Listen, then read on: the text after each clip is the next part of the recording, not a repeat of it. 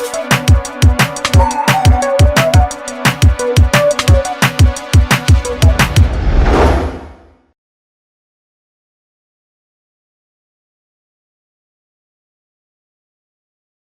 everyone and welcome to Mtoto News Insight. I am your host, Arlene Barbara.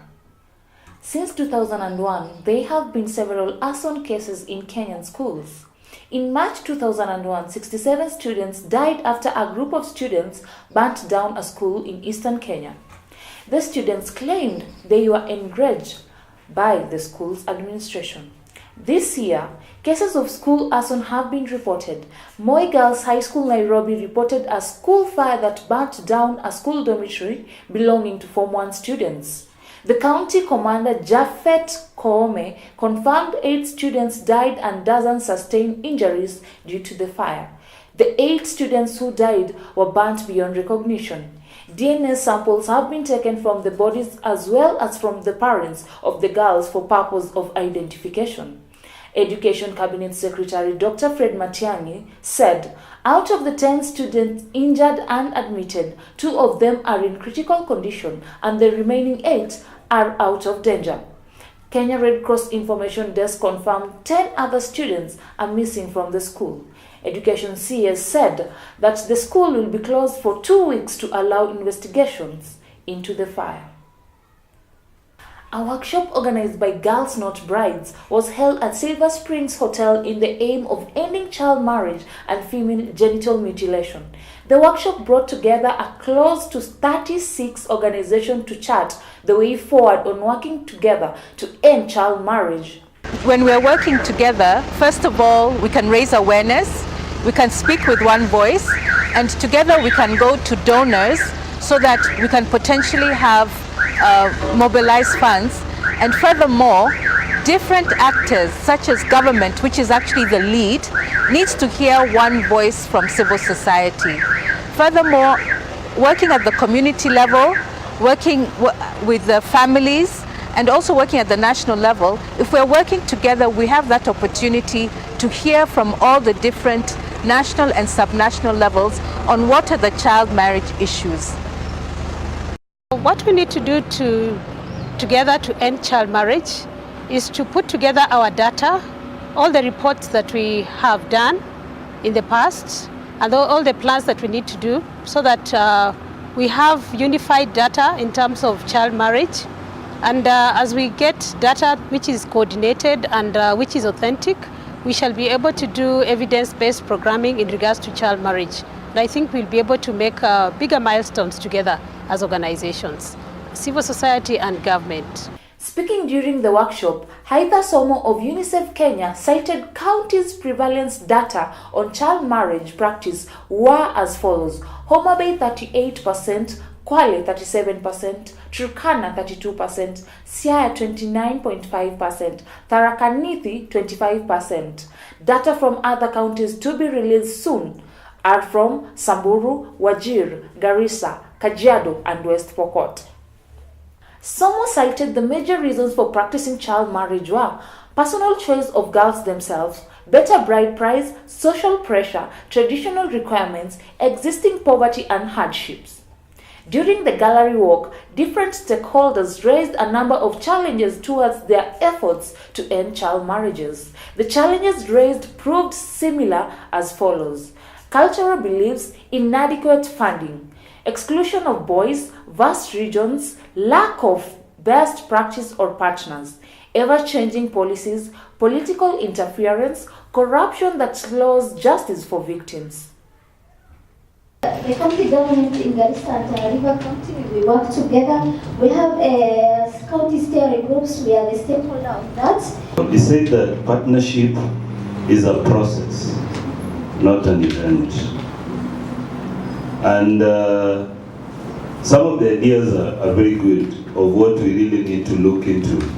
But one thing that I want to appreciate is what we are doing from yesterday to tomorrow is also very important, extremely very important. And those insights, those are some of the dialogues, some of the issues that you have pointed out are some of the things that we need to interrogate deeper as we walk through.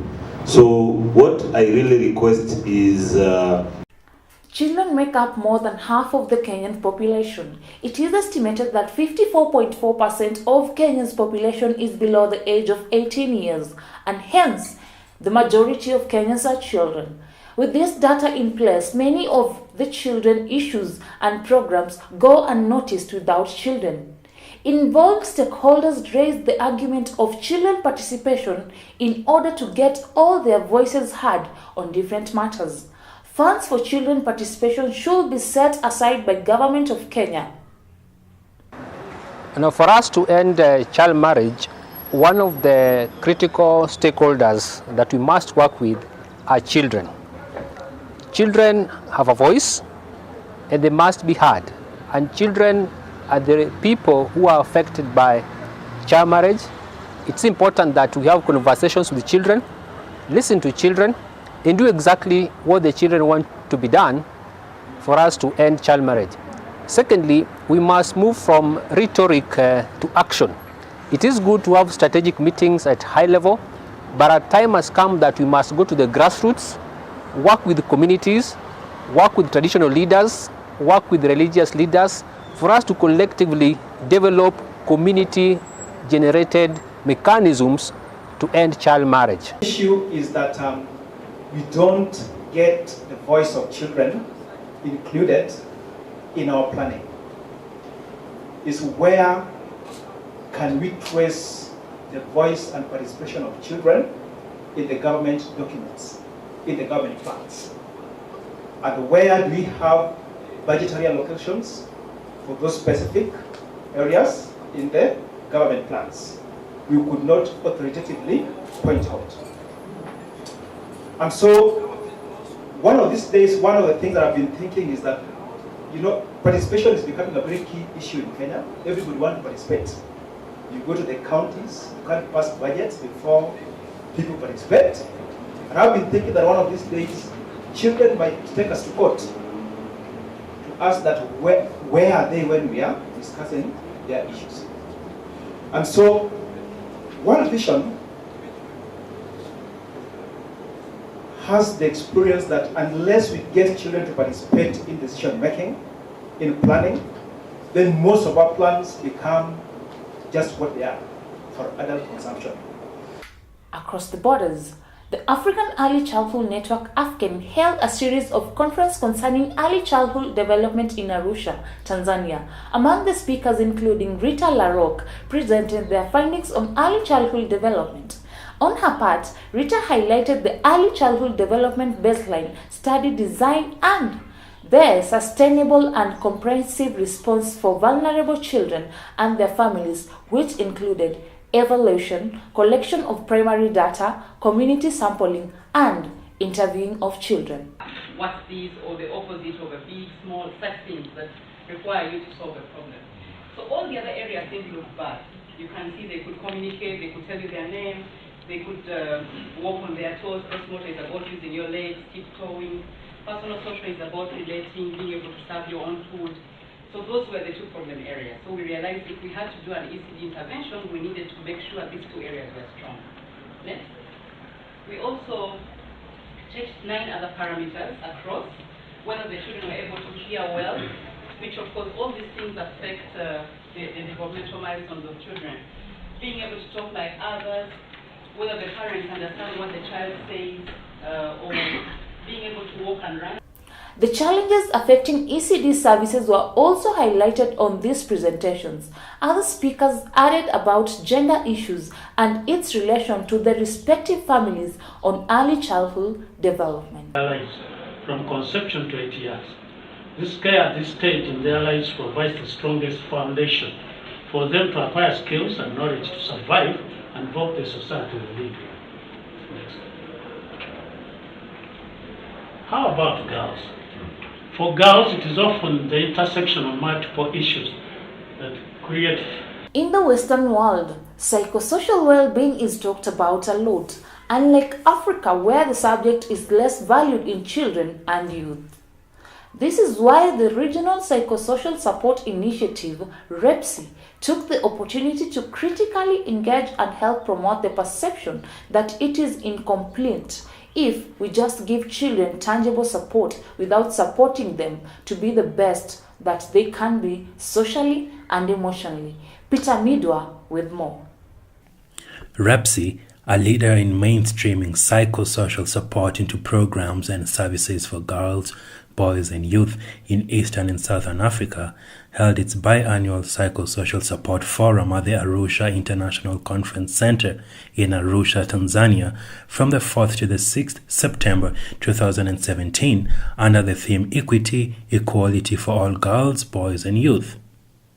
34 countries were represented, 23 of them from Africa. The main agenda for the forum was to ensure the language about psychosocial care and support for children was on everyone's mouth, including the media who had undergone training about this sensitive topic. But what exactly is psychosocial support? REPSI CEO Noreen Hooney put it this way: psychosocial support is the ray of life, the sunshine of life, without which children will not grow effectively. In other words, it's about supporting children to realize their full potential, making REPSI to begin mobilizing services and training facilities in order to treat the issue of psychosocial care and support to avoid damaging children, to make them live with hope, dignity, and happiness. And yet, it was in this forum that one could see the signs of a revival of the struggle for equity and equality for all girls, boys, and youth. As for country representatives, any promises that you might have offered in support of this initiative need to be delivered in the future, for this initiative has now proven to be very meaningful. Reporting from Mtoto News, I am Peter Midwa. That's all we had for today. Follow us on Twitter, Facebook and Instagram at Mtoto News and subscribe to our YouTube channel at Mtoto News. I've been your host, Anlin Barbara. Bye.